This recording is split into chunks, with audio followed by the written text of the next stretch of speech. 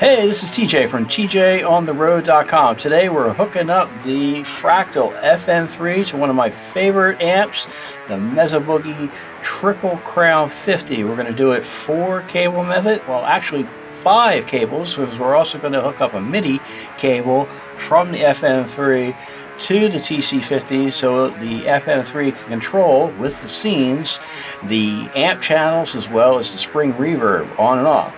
So I've got all my cables right here, including the extra MIDI cable. Let's get started. 4-cable method is nothing new. If you had a multi-effects unit like this or your pedal board, you may have hooked it up 4-cable method in the past. And the reason why you want to do that is because you probably want your distortion pedals and other pedals in front of the preamp of your amp. But you probably also want to have the modulation pedals such as the chorus or the phasing, flanging, and your delay and reverb pedals after the main preamp section of your amp. There are a lot of benefits to that. That way you don't get like very dirty sounding reverb or dirty sounding delay. Some people may like that, and you can still set it up like that with that, but you have the option of setting it up the other way so that your reverbs and your delays and your modulations are clean sounding from whatever kind of dirt you've got coming from the amp. So let's talk about the hookups from the FM3 to your amp. Now I've got my guitar here. Obviously you need to plug that in somewhere. So what you want to do is plug that into the normal guitar input of the FM3. Now you need to take the signal that you're putting into the FM3 and you need to send it back to the front of your amp where you would normally plug that in. And that, okay, got that cable here. Well, you need to do that from the FX send. Now here it also says Humbuster. Well, a Humbuster is a special kind of cable that Fractal makes, or you can make one of your own, which basically is used to try to eliminate ground hum. I have one of those types of cables here, and I'm going to use that. You don't necessarily need to use it, but it is helpful to reduce the ground hum. Okay, so now I have my guitar going into the FM3, and I'm taking a send, and I'm using that send to go to the amp. Now, from the effects loop of the amp, well, I need to have that signal come back after the preamp section of the amp. So that's going to come back from the amp back into the FM3 into the FX return.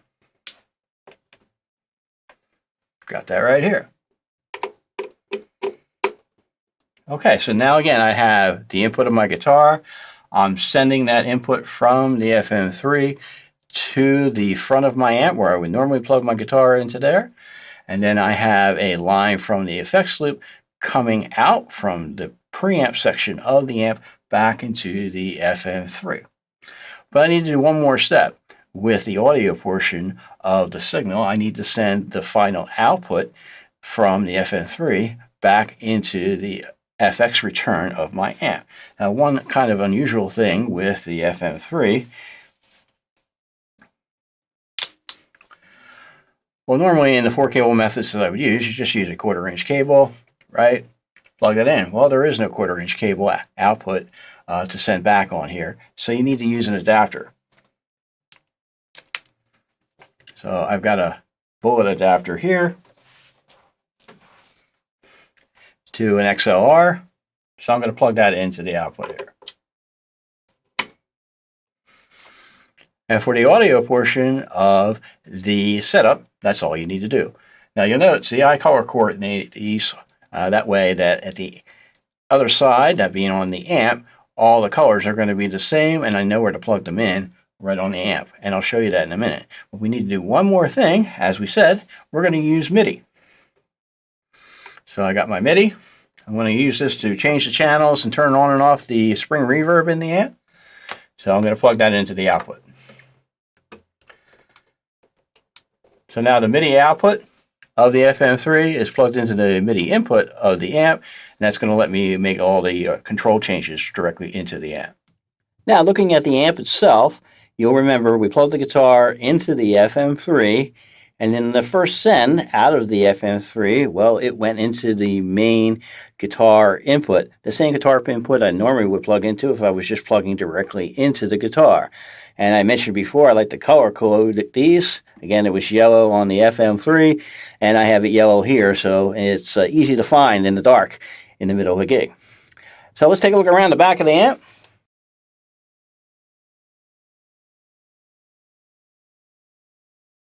Now on the back of the amp, the send that we got from the FM3 that went into the front of the amp, well, that's going to be run through the preamp section of my TC50 here.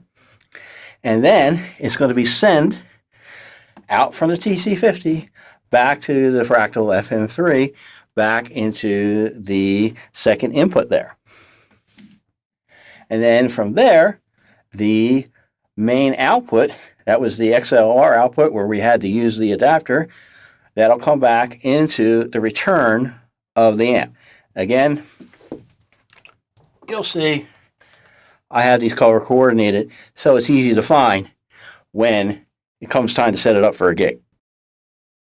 Lastly, of course, there's the MIDI input right here. So the MIDI out from the FM3 went into the MIDI in of the amp here, the TC50. Again, color coordinated with the color of the cable. Now that we have all the physical connections hooked up, we need to set up the signal path within the grid of FM3. Now I'm going to use FM Edit here to show you that, because it's a little bit easier to do so on the video. You'll be able to see it better, but obviously you can do that right on FM3 itself. So right here I have an empty preset, and what I need to do is set up the signal path as I mentioned before. So we want to start with an input, the input from the guitar, so that's input number 1.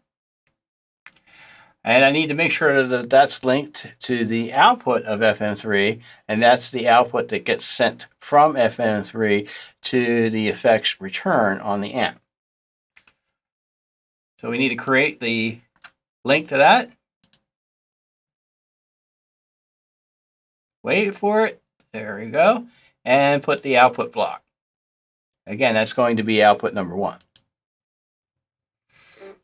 All right, but you're not going to hear any sound because we need to incorporate the effects loop.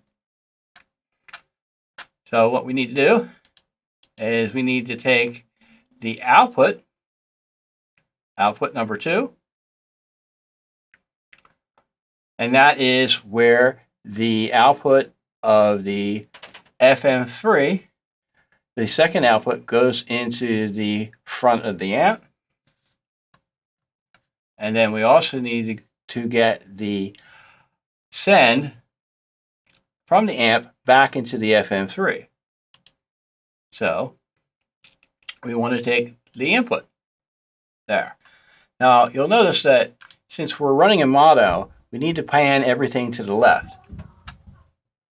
So I want to pan that left, pan that left. I've already done so here. Now, no sound. What's going on? Well, one of the weird things is on the input 2 is the default over here is at minus 20 dB. It's essentially off. So we need to turn that back up. And now we have some sound.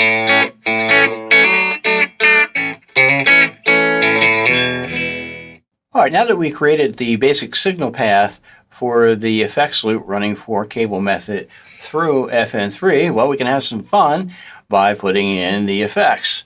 Let's just say, for example, I want to put in a drive here.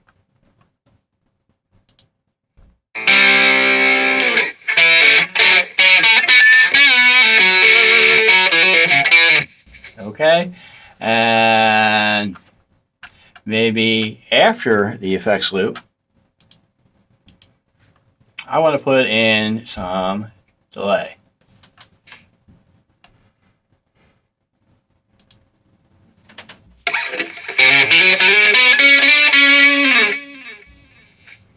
Okay, so that's the basic idea of why you would want to do that. You have the drive in front of the preamp of your real tube amp, and then you have the delay coming back from the return. Now you'll notice I did something here. I actually left a block space in between the loop, that being the send from the the send from the FM3 and then the return back from the amp. And the reason why I did that is because that allows me to actually put in a modeled amp in there. So if I just want to have a modeled amp sent back to the return of the amp, I can actually cut out the amp's own preamp and use a different amp. So if I wanted a Fender sound coming back through there, I could do that. Or I have any other kind of sound that is modeled within the FM3. That's a little bit more than what this video is going to talk about, but it is a quick tip for you that you may want to try. The last thing we're going to talk about in this video is MIDI, using FM3 to control your amp via MIDI. Now, if you don't have MIDI on board your amp, like the TC50, don't just stop here. If you have channel switching on your amp, you can get one of these. This is a amp Gizmo. This is the mini amp Gizmo. It's from RJM Music Technologies. It allows you to use this box to plug MIDI from the FM3 into the back and via a special cable. And that cable will vary depending on your amp. You can get that from them. That special cable will plug into your normal channel switching, and you can control via MIDI with this box and the FM3. To set up your MIDI controls within FM3, well, you need to start with a MIDI block, and that's one of the blocks that's available. I've got this here up in the upper corner. It doesn't matter where you put it on the grid, and it doesn't necessarily need to be connected to anything. So I had the MIDI block set up, and you'll see here it'll have per scene selections that you can set up. You can set up as many as 8 different commands in the MIDI block of either program change or control change. Now, your amp may respond differently to either one of those, that being program change or control change, so you have to consult your manual. The TC50 responds to both of them.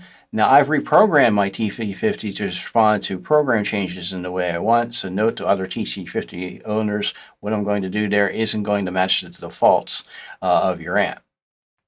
But what I've done is, with command 1, I'm setting a program change on channel 1 with a value of 1. That's going to represent the clean channel on the amp. If I want to go to the middle channel amp, that being the low channel, all I need to do is hit scene 2, and that's going to change the amp over here to the dirt.